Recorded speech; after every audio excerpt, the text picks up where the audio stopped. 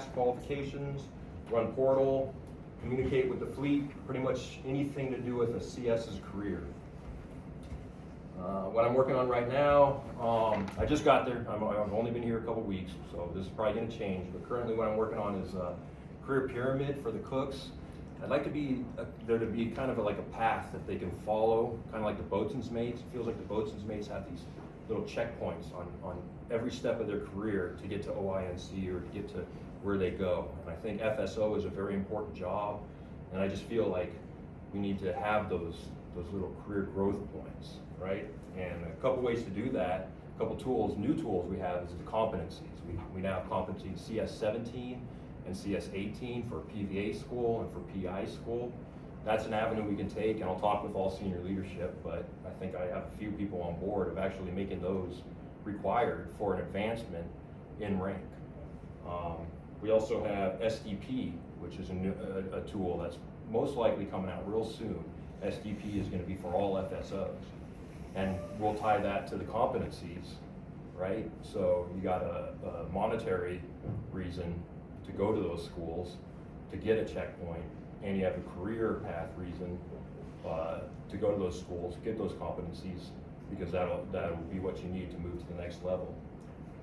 A few other things I'd like to work on is that sanitation requirement that's been everywhere I go, everyone's trying to get this sanitation requirement taken care of, and there's no real easy path. People talk about cool, they talk about all these things, and I've kind of gone through them, and they're all kind of, it's just a hard way. There's a lot of barriers. It's not an easy way forward.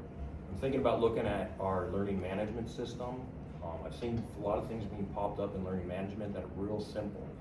So just like a little test out that can be required and be in the system and be real easy for our cooks to use, implement, and then get that requirement taken care of so we don't have to, I mean, a lot of it, they get serve safe here at Aluma, right? So they've already got the core. Now all they need to do is take a test that shows that they have the information they need. And honestly, I was talking with Chief back there, and he brought up a good point on, I think he's going to do it for his presentation for Chiefs Academy, right? Yes, Yeah, that's good. You should give that to me so that I don't have to do it. But yeah, dietary restrictions and nutrition wouldn't be a bad thing to have in GMT as well. So those are good ideas, and I appreciate that. You're going to hear a lot of things going on in here about new initiatives that make the Coast Guard a lot more flexible, including lateral sessions and banding billets, and a lot of other things that make it so people can go to positions and there might be chances of them not being qualified, such as an E4 making E5, not having to take, like the supplemental list is now, I mean, they're clearing the list, so there's no end of course test.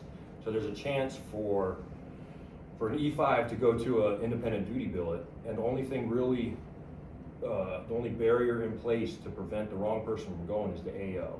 I think that's why we have these tests, and why we have these things that have maybe two barriers. So as RKM, I'm thinking about utilizing the RPQs, maybe, and I'll run this by senior leadership and everything else, but use the RPQs to maybe have an RPQ that FINCEN or Program or TRACEN or someone needs to sign off that shows that they can do paperwork, or they can manage as an IDFSO, that galley. They have to get that signed before they advance, so that's that extra layer of protection.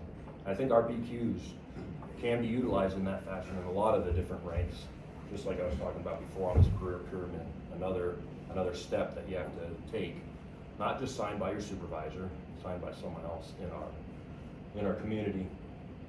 The top priorities as RKM so far are going to be implement the career growth points and reward structures for all the different qualifications we can have. Communicate to the CS fleet what senior leadership is working on, and then also communicate to senior leadership what the fleet is thinking. I think that's a big thing through social media, porthole,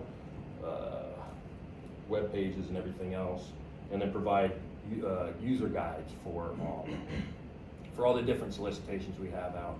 We don't get that many applicants, and I think applications from people that are hard charging and who have commands that support them, I think those people, we find them you know, when we're doing events, when we're doing roundups, when we need support, when we have training, we find that those people are the ones that represent the Coast Guard best. And we've just seen these applications just dwindle and dwindle and dwindle. I don't know if people don't like to take risks anymore. I don't know if people don't like to fake it till they make it anymore. But I think as supervisors and senior leaders, we got to push our people to put in those applications, not to get whatever they're going for, just to get their name out there, get their name to the senior leadership, so we can utilize those more for special positions. And it seems like we're going that way as well for a lot of the DC jobs, a lot of jobs over at SPL. And we're looking at people as individuals more. So those applications are the first start. Applying for the culinary team, applying for Galley of the Year, applying for those things is the first step. And then it makes it easier when they're chief or senior chief or anything else. You've already got an application done. They realize that it's not that hard to do, that we can set up and boom, we get more applications for all these important jobs. What else? And then last, I gotta complete that manual. I don't even think I can do my job as RKM without completing that manual. So after I clear up a couple things, get this first test out, I'm just gonna lock that room, and that's all I'm gonna do is work on that manual with the program, of course. Ed, Eric, probably the AOs, the Warnickies, who've been working on it with me for a bit. And then I'll just leave off with yesterday. I was talking to the junior members at the symposium, telling them about all the